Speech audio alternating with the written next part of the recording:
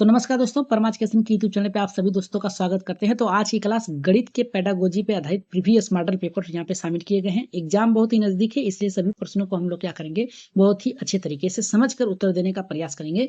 याद रखिएगा, जितना आप लोग सेल्फ स्टडी करेंगे उतना आप लोगों के लिए यहाँ पे बेहतर होगा। तो चलिए शुरू करते हैं आज के पहले प्रश्न से। लेकिन आगे बढ़ने से पहले बता दें कि जो लोग नए अभी तक हमारे चैनल को सब्सक्राइब नहीं किया तो सब्सक्राइब कर लीजिए, साथ ही बेल आइकन का बटन दबा लें ताकि लाइव आने पर आप लोगों के पास एक छोटा सा नोटिफिकेशन पहुंच जाए। तो साथ में अपने अपने ग्रुपों में एक बार क्या करिए, शेयर भी कर दीजिए ताकि अधिक से अधिक लोग हमारे चैनल से जुड़ सके। तो चलिए शुरू करते हैं आज के पहले प्रश्न से।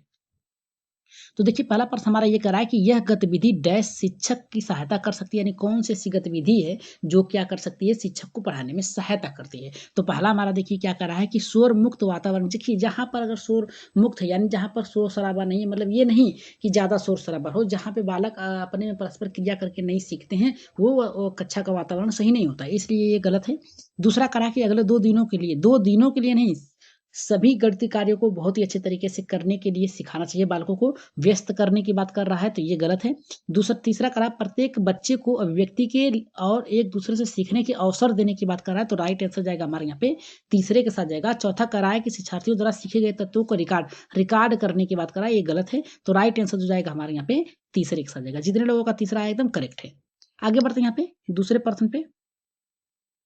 दूसरा प्रश्न देखते हैं क्या कर रहा है। दूसरा प्रश्न ये हमारा कर रहा है कि प्राथमिक अवस्था में गणित रचनात्मक मूल्यांकन में अंतर्निहित है। अंतर्निहित है तो पहला हमारा देखिए क्या कर रहा है कि अधिगम में असंगतियों और शिक्षण की कमियों को पहचानने के लिए, एकदम सही है। राइट आंसर जो जाएगा हमारे यहाँ पे पहले के ही साथ जाएगा, क्योंकि कमियां पहचान लेना ही क्या है, एक रचनात्मक शिक्षक का मूल्यांकन के यहाँ पे अंतर्गत आता है। और दूसरा हमारा देखिए कह रहा है कि समान त्रुटियों को पहचान, समान नहीं सभी त्रुटियों को पहचानना कि क्या गलतियां कर रहा है बालक और उसे दूर करने का प्रयास होना चाहिए। और यहाँ पे तीसरा कर रहा है क्रिया प्रणाली ज्ञान और विश्लेषण बांटने की बात कर रहा है। आप क्लास 1 से 5 तक यानी 1 to 5 के बच्चों को पढ़ा रहे हैं, तो ये ऑप्शन का आपका गलत होगा।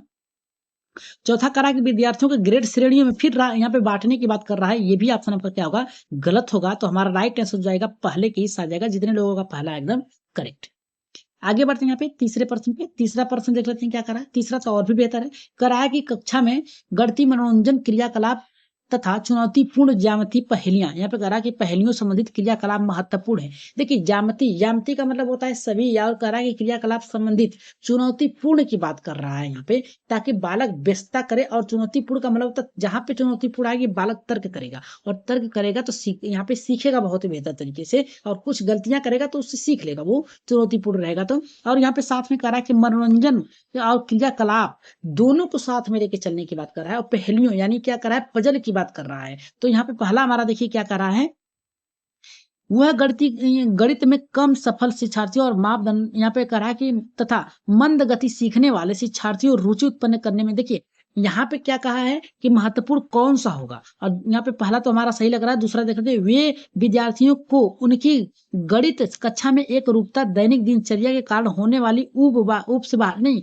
ये ऑप्शन आपका गलत है। यहाँ पे सभी को यहाँ पे कह रहा है कक्षा के गणितीय करने की बात कर रहा है, तो यहाँ पे दिनचर्या की बात कर रहा है, दैनिक दिनचर्या की बात कर रहा है, तो दैनिक नहीं, ये गलत है। यहाँ पे कह रहा है कि वह प्रतिभाशाली शिक्षार्थियों को उचित अवसर पर, केवल प्रतिभाशाली बच्चों को नहीं सभी को लेकर चलना यहाँ पे है। तो हमारा देखिए, अगर हमारा यहाँ पे चौथा ऑप्शन देखते हैं, तो चौथा करा कि प्रत्येक शिक्षार्थी स्थानिक विश्लेषण योग्यता में संवर्धन सहायता करना पड़ेगा, यही सही है। क्योंकि देखिए, जो भी आप गणितीय क्रिया सिखा रहे हैं उनके दैनिक जीवन में उसका प्रयोग होना आवश्यक है। इस आधार पे हमारा चौथा सही होगा, क्योंकि ज्यामिति पहेलियों की बात कर रहा है, तो पहेलियां पजल की बात कर रहा है यहाँ पे, तो सभी आपस में सीखेंगे, याद रखिएगा, मनोरंजन खेल खेल में सीखेंगे।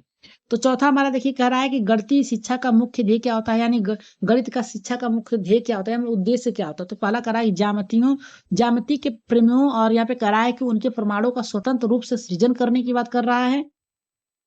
और दूसरा करा विद्यार्थियों को गणित समझने में सहायता करने की बात कर रहा है, उपयोगी क्षमताओं को विकसित करने की बात कर रहा है, बच्चों को गणितीय प्रतिभाओं का विकास। देखिए, गणित की बात कर रहा है तो गणितीय यहाँ पे कर रहा है, गणितीय प्रतिभाओं का विकास करना ही गणितीय शिक्षा का मुख्य उद्देश्य होता है, ताकि बालक गणित का प्रयोग हर जगह पे कर सके। तो राइट आंसर जो जाएगा हमारे यहाँ पे पहले के साथ, चौथे के साथ जाएगा।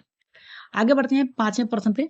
पांचवा प्रश्न देखिए आ चुका है, CTET 2015 में है ये आपका।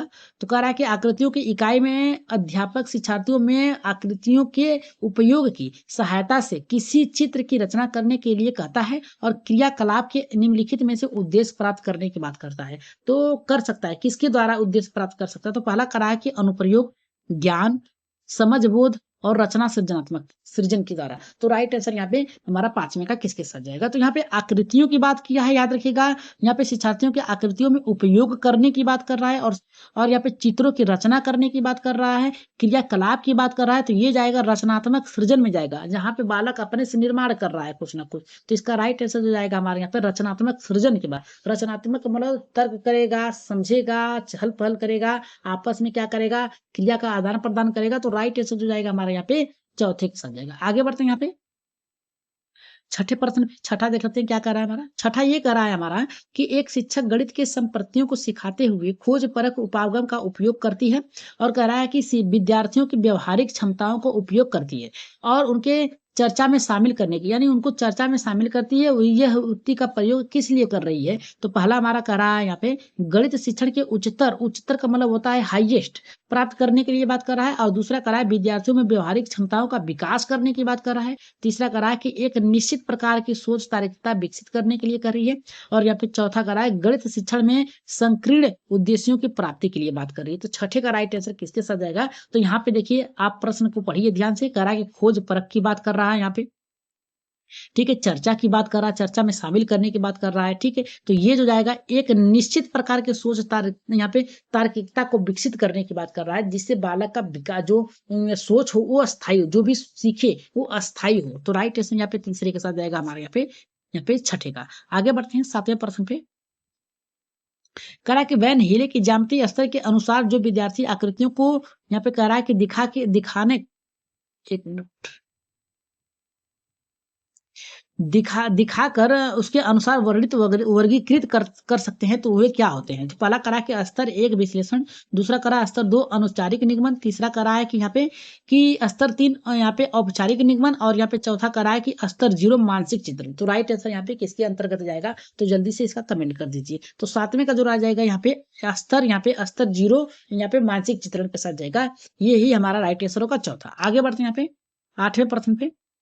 8वां प्रश्न कराया गया कक्षा 4 में समिति और परावर्तन की ज्यामितीय संकल्पनाओं की वृद्धि के लिए निम्नलिखित में से कौन से व्यवहार कौशिक उपकरणों को आवश्यकता यहाँ पे आवश्यकता है। कौशिक का मतलब है कौशल विकास, यानी कह रहा है कि यहाँ पे सृजन की। तो पहला हमारा कह रहा है कि मोतीमाला, बिंदु सीट, डार्ट पेपर, गिन तारा, और कह रहा है कि दुमुखी पटल। तो राइट आंसर यहाँ पे 8वें का किसके साथ जाएगा। तो याद रखिएगा, यहाँ पे देखिए ज्यामिति की बात किया है, तो ज्यामिति में यहाँ पे देखिए ऐसे से बने रहते हैं, ठीक है। ज्यामितीय परावर्तन संक्रियाओं की बात कर रहा है, तो ये बिंदु डार्ट पे जाएगा। राइट आंसर जाएगा हमारे यहाँ पे किसके साथ जाएगा। बिंदु डार्ट का मतलब होता है इससे किसी भी ज्यामितीय चित्रों को बनाया जाएगा, और इस बिंदु के आधार पर बनाया जाएगा। हम कह सकते हैं जैसे मान लीजिए यहाँ पे एक डार्ट पेपर है, इसमें डार्ट पेपर बना हुआ है, और इसमें हम कहेंगे कोण बनाना है, तो इन डार्टों के आधार पे बनाएंगे, या फिर कहेंगे इस पे आकार, यहाँ पे त्रिभुज बनाइए, या फिर कहेंगे कि इस पे बनाइए वर्गाकार बनाइए। तो इसके आधार पे आप क्या कर सकते हैं, 3D पटल का भी यहाँ पे प्रयोग कर सकते हैं आप।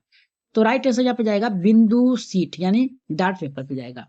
आगे बढ़ते हैं 9वें प्रश्न पे। 9वां प्रश्न देख लेते हैं क्या कर रहा है हमारा। 9वां प्रश्न हमारा ये कर रहा है कि गणित में प्रतिचित्रण के लिए निम्नलिखित में कथनों में से कौन सा सत्य है। तो पहला करा है चित्रण स्थानिक चिंतन को बढ़ावा देता है, दूसरा करा है कि प्रतिचित्र अनुपातिक विवेचन की प्रोत्साहन करती है, और तीसरा करा है हमारा प्रतिचित्रण गणित पाठ्यक्रम में भाग नहीं है, और यहाँ पे चौथा करा है कि प्रतिचित्रण का गणित के कई विषयों में समाकलन किया जा सकता है। तो राइट आंसर यहाँ पे 9वें का किसके साथ जाएगा। तो यहाँ पे देखिए राइट आंसर जाएगा हमारे यहाँ पे पहले के साथ जाएगा, प्रतिचित्रण स्थानिक चिंतन को बढ़ावा देता है, याद रखिएगा।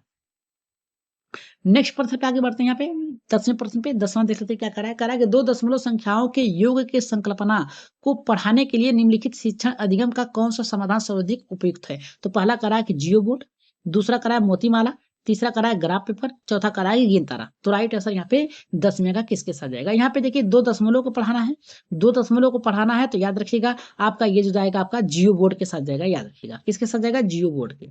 तो पहला हमारा राइट आंसर होगा। आगे बढ़ते हैं यहाँ पे 11वें प्रश्न। 11 का देख लेते हैं क्या कर रहा है। 11 का हमारा करा है गणित की कक्षा कक्ष में दृष्टिबाधित के लिए निम्नलिखित में से किसका प्रयोग शिक्षा के साधनों के रूप में किया जा सकता है। तो पहला करा टेलर का गिनतारा भिन्न का सीट संख्या चार्ट, दूसरा करा है कि संख्या चार्ट कंप्यूटर जियो बोर्ड, और तीसरा करा है टेलर गिनतारा कंप्यूटर जियो बोर्ड, और यहाँ पे चौथा करा है हमारा कंप्यूटर संख्या चार्ट और जियो बोर्ड। तो राइट आंसर यहाँ पे 11 का किसके साथ जाएगा? तो यहाँ पे देखिए करा है कि दृष्टिबाधित बालकों की बात किया है, तो दृष्टिबाधित बालक जो होते हैं कंप्यूटर सीख नहीं सकते हैं, ये गलत है। फिर तीसरा में करा है कि इसमें भी कंप्यूटर की बात किया है, ये भी सीख नहीं सकते हैं दृष्टिबाधित बालक। चौथा में भी यही कंप्यूटर की बात किया है, लेकिन यहाँ पे पहले ऑप्शन में आपका कंप्यूटर का बात नहीं किया गया है यहाँ पे, ठीक है।